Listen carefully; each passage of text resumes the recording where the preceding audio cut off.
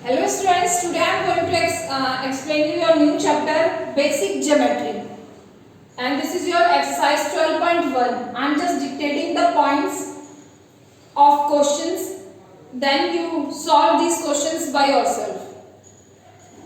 Students, line segment, you already have done this topic in your third class. line segment बेटा इसकी fixed length होती है, it has definite length और इसके to end points होते हैं, end points, two end points A and B, ठीक है। और इसकी लेंथ फिक्स होती है, इसकी फिक्स होगी लेंथ की, 3 सेंटीमीटर की है, ये 5 सेंटीमीटर की है, ये 4 मीटर की है, जो भी इसकी लेंथ होगी वो फिक्स होगी। Now next is ray. Ray has only one end point, ray का सिर्फ एक वन एंड पॉइंट है ए, and it can be extend in one direction. ये एक डायरेक्शन में और एक्सटेंड हो सकती है, क्योंकि यहां पे इसका कोई एंड पॉइंट नहीं है, ये आगे भी एक्सटेंड हो सकती है। जैसे आपकी बल्ब की रोशनी है, बल्ब की जो रोशनी की रेज है वो स्टार्ट तो बल्ब से हो रही है, लेकिन वो जहां कहां रही है, एंडलेस है कि वो कहां तक जा रही है। उसी तरीके से ये भी वो रेज है, इसका एंड पॉइंट एक तो फिक्स है और दूसरा एंड पॉइंट फिक्स नहीं है। इट हैज इनडेफिनिट लेंथ, कोई इसकी लेंथ फिक्स नहीं है, because it can extend in one direction, एक डायरेक्शन में ये बढ़ सकती है और आगे। नेक्स्ट है line. It has no end point, इसका एक भी एंड पॉइंट नहीं है।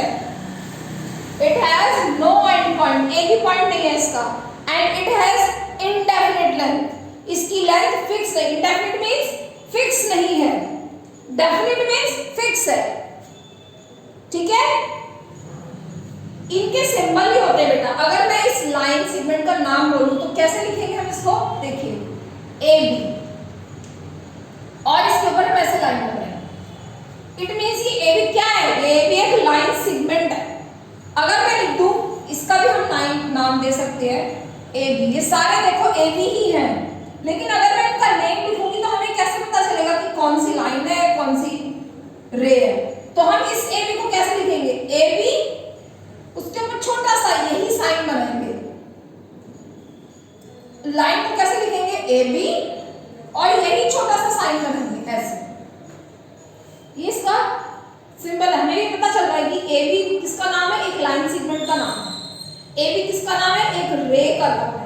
ये ए बी किसका नाम है, एक लाइन का नाम है, ठीक है बेटा।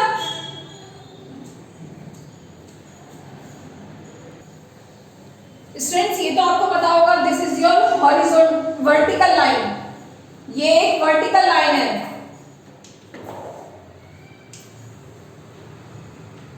ये आपकी एक हॉरिजॉन्टल लाइन है।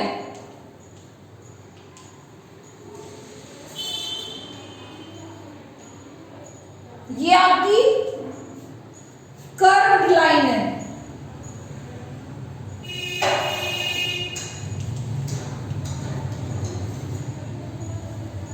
ठीक है, ये आपकी स्लांटिंग लाइन है।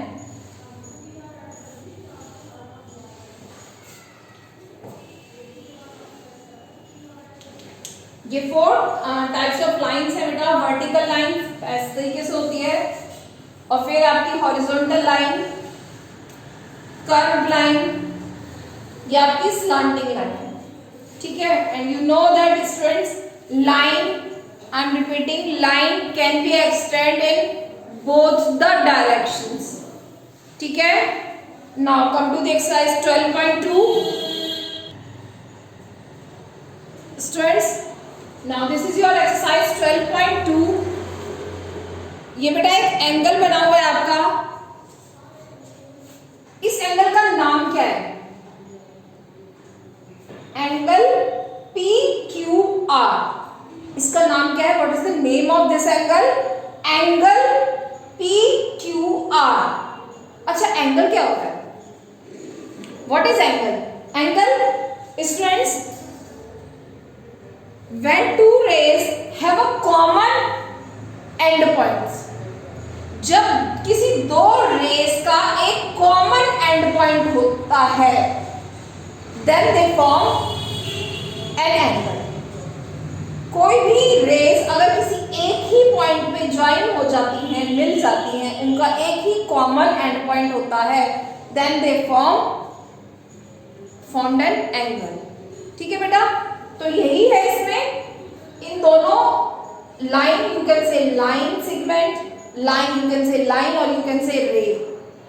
किसी भी दो लाइंस का एक कॉमन एंड पॉइंट होता है, then they formed an angle. ठीक है, तो इसका नेम क्या होगा? पहले हम एंगल का साइन लगाएंगे। डोंट फॉरगेट कि हमें एंगल का नेम लिखने से पहले एक साइन लगाना है एंगल का। तो what is the name of this angle? P Q are, P Q are. And दूसरे तरीके से हम कैसे लिख सकते हैं इसको?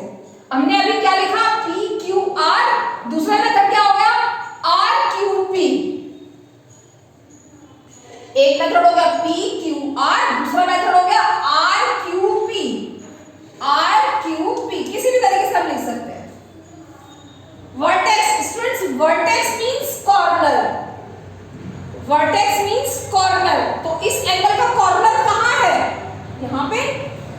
The name of vertex is Q. The name of vertex is Q. Vertex का नाम बेटा हमेशा एंगल के नाम के बीच में होता है। हम दो तरीके से हमने एंगल का नाम लिखा है, लेकिन Q की पोजीशन नहीं चेंज, Q बीच में ही आएगा। क्यों? क्योंकि Q is a vertex of this angle. ठीक है, now sides and arms. Arms और साइड का मतलब एक ही है बेटा। An angle has two sides, one ये और सेकंड ये। ठीक है, तो नाम क्या है साइड का? जहां से साइड शुरू हो रही है, जहां से साइड खत्म हुई है, वो उसका नाम हो गया। साइड कहां से शुरू हुई है? पी क्यू, ये इसका नाम हो गया। और ये वाली साइड कहां से शुरू हुई है? क्यू आर, ये दूसरी साइड का नाम हो गया। ठीक है, तो दो साइड्स का क्या नाम हो गए? P Q comma Q R. ये कॉमा नहीं भूलना। फर्स्ट साइड का नाम हो गया पी क्यू, सेकंड साइड का नाम हो गया क्यू आर। ठीक है बेटा, नाउ हम एंगल, टाइप ऑफ एंगल करते हैं। Now students, these are kind of angle, you can say type of angle. आप इसको कुछ भी बोल सकते हैं, आप काइंड ऑफ एंगल भी बोल सकते हैं, और आप इसको टाइप ऑफ एंगल भी बोल सकते हैं। फर्स्ट है बेटा हमारा right angle. Right angle is equal to 90 degree. मैंने असाइनमेंट में बेटा बहुत सिंपल लैंग्वेज में लिखा हुआ है, जिससे आपको देख के ही समझ में आ जाए। कोई मैंने लंबा चौड़ा सेंटेंस नहीं बनाया है, इसमें मैंने बिल्कुल ही शॉर्टकट में लिख दिया है आपको समझ में आने के लिए। Right angle is equal to 90 degree. ये बिल्कुल एक के ऊपर ऐसे स्ट्रेट एक लाइन होती है, और इसमें देखिए यहाँ पे मैंने कर्व की तरह बनाया हुआ है, ऐसे कर्व की तरह बनाया हुआ है मैंने।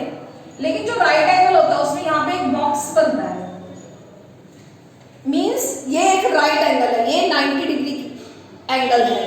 अगर इस तरीके से एक बॉक्स बनाए तो बाकी एंगल्स में नहीं बनता ये बॉक्स, और किसी एंगल में नहीं बनता। ठीक है, तो राइट एंगल कौन सा कौन सा एंगल राइट एंगल होता है? When angle is equal to 90 degree. ठीक है, नेक्स्ट है acute angle, ACUTE, acute angle. ये 90 डिग्री से कम होता है, इसलिए ये झुका हुआ भी है। अगर पिक्चर हम देखें तो झुका हुआ ये, और मोर देन 0 डिग्री। 0 डिग्री तो क्या होगा? यहाँ ही रहेगा एंगल, बिल्कुल यहीं पे होगा। यहाँ होता है ना बेटा 0 डिग्री, यहाँ होता है, तो इसका मतलब है एंगल बनना शुरू ही नहीं हुआ अभी। तो 0 डिग्री से ज्यादा होना चाहिए और 90 डिग्री से कम होता है एक्यूट एंगल। तो एक्यूट एंगल 45 डिग्री का एंगल कैसा होगा आपका? एक्यूट एंगल होगा, क्योंकि 45 क्या है? 90 से कम है। 80 डिग्री का एंगल कैसा होगा? एक्यूट एंगल होगा, क्योंकि वो 80 डिग्री क्या है? 90 से कम है। इवन 89 डिग्री भी 90 से कम है, तो वो भी आपका एक्यूट एंगल ही होगा बेटा। ठीक है, तो आपका, और पिक्चर देख के अगर समझे हम, तो ये एंगल थोड़ा सा भी अगर झुका हुआ है, ये 90 डिग्री है, बिल्कुल स्ट्रेट ऐसे है तो 90 डिग्री, थोड़ा सा भी झुक गया तो वो एक्यूट एंगल हो जाए। ठीक है, नेक्स्ट है हमारा obtuse angle. Obtuse angle OBTUSE,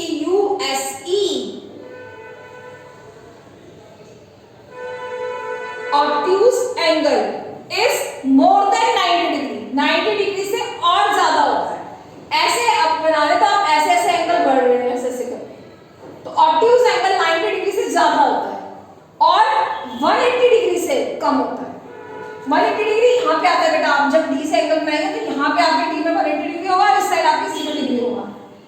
तो 180 डिग्री एक स्ट्रेट लाइन होती है, उससे ये कम होता है और 90 से ज्यादा होता है। ये कुछ इस तरीके से 90 से ज्यादा होता है, इस साइड की तरफ खुला हो ज्यादा होता है। ये पिक्चर देख के अगर समझना है तो।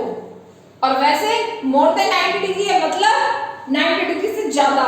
95 डिग्री कैसा एंगल हो गया? ऑब्ट्यूज एंगल हो गया। ठीक है, 120 डिग्री कैसा हो गया? ऑब्ट्यूज एंगल हो गया। और अगर मैं बोलूं कि 190 डिग्री तो वो ऑब्ट्यूज एंगल है नहीं, क्योंकि 190 तो 180 से भी ज्यादा हो गया, तो ऑब्ट्यूज एंगल नहीं होगा। ऑब्ट्यूज एंगल सिर्फ 90 से ज्यादा और 180 से कम। ठीक है, 115 डिग्री कैसा एंगल हो गया? ऑब्ट्यूज एंगल हो गया। 91 डिग्री कैसा हो गया? 90 डिग्री राइट एंगल और 91 क्या हो गया? थोड़ा सा खुल जाएगा, तो वो क्या होगा बेटा? वो ऑब्ट्यूज एंगल होगा।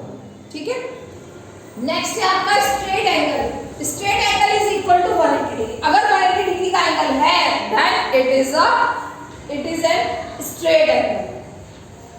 ठीक है, नेक्स्ट है reflex angle. Reflex angle straight angle से बड़ा होता है, more than 180 degree, straight angle से बड़ा और नीचे को झुक गया। लेस देन 360 डिग्री, 360 डिग्री से कम होता है। 360 डिग्री का कंप्लीट एंगल होता है। Complete angle is equal to 360 degree, मतलब एंगल ऐसे ऐसे करके घूम के वापस अपनी जगह पे आ गया। 360 डिग्री से बड़ा कोई एंगल नहीं होता। सबसे बड़ा एंगल 360 डिग्री है, क्योंकि ये एक कंप्लीट एंगल है। तो 360 डिग्री से कम और 180 डिग्री से ज्यादा कौन सा एंगल है? Reflex, REFLEX, reflex angle. अगर पिक्चर को देख के करें तो ये ऐसे करके थोड़ा सा नीचे की तरफ झुका होता है। ठीक है, अगर ये पिक्चर इस तरीके से बनी है, ऐसे बनी है, तो ये क्या होगा? ये ऑब्ट्यूज एंगल हो जाएगा, क्योंकि इसमें ये वाला एंगल शो हो रहा है, ये वाला एंगल शो नहीं हो रहा। ठीक है ना, तो इसका ध्यान रखना आपको। ये क्या है? Reflex angle. तो रिफ्लेक्स एंगल मेजरमेंट में अगर हम देखें तो इट इज, अगर मैं बोलूं 200 डिग्री का एंगल तो रिफ्लेक्स एंगल होगा। अगर मैं बोलूं 190 डिग्री तो वो भी रिफ्लेक्स है, क्योंकि वो 180 से ज्यादा है ना, इसलिए these are some kind of angles. इसमें आप देखिए बेटा, राइट एंगल फिक्स है कि 90 डिग्री होगा तो राइट होगा। 180 डिग्री फिक्स है कि 180 डिग्री होगा तो स्ट्रेट एंगल होगा।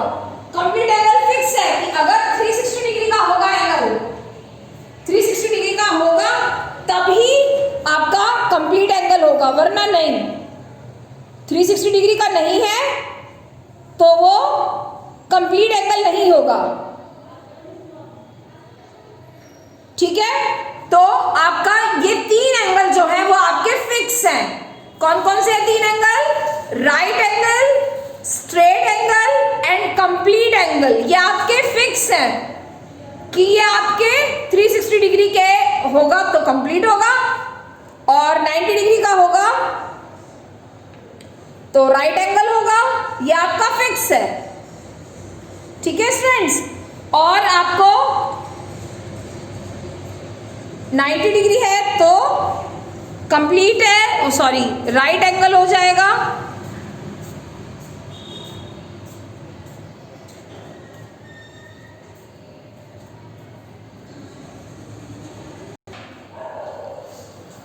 डिग्री है तो राइट एंगल है, 180 डिग्री है तो स्ट्रेट एंगल है, 360 डिग्री है तो कंप्लीट एंगल। फिक्स हो गया ये। लेकिन एक्यूट एंगल तो कोई भी हो सकता है जो 90 डिग्री से कम होगा। 55 डिग्री का भी एक्यूट एंगल, 75 डिग्री का भी एक्यूट एंगल। ठीक है, ऐसे ऑब्ट्यूज एंगल जो 90 से ज्यादा होगा, 180 से कम होगा, वो ऑब्ट्यूज एंगल। 100 डिग्री का ऑब्ट्यूज एंगल हो जाएगा, 90 से ज्यादा है ना 100 और 180 से कम है। 175 डिग्री वो भी ऑब्ट्यूज हो गया। 175 180 से ज्यादा तो नहीं हुआ ना, भी ऑब्टयूज एंगल होगा। रिफ्लेक्स एंगल 180 से ज्यादा होगा, 210 डिग्री, 100 डिग्री, सॉरी 190 डिग्री, वो सारे क्या होंगे? Reflex angle. ठीक है, ये एंगल आपको बाय हार्ट याद होने चाहिए बेटा। चाहे मैं पिक्चर बना के पूछूं कि कौन सा एंगल क्या है, चाहे मैं आपको डिग्री देके पूछूं कि कौन सा एंगल है, क्लासिफाई कीजिए एंगल्स, तो आपको आना चाहिए। तो इसी पे आपका क्वेश्चन थर्ड एक्सरसाइज 12.2 का है, क्लासिफाई द फॉलोइंग एंगल्स। वो क्वेश्चन इसी के ऊपर बेस है, तो आप उसको होमवर्क में बुक में करेंगे। थैंक यू बच्चों।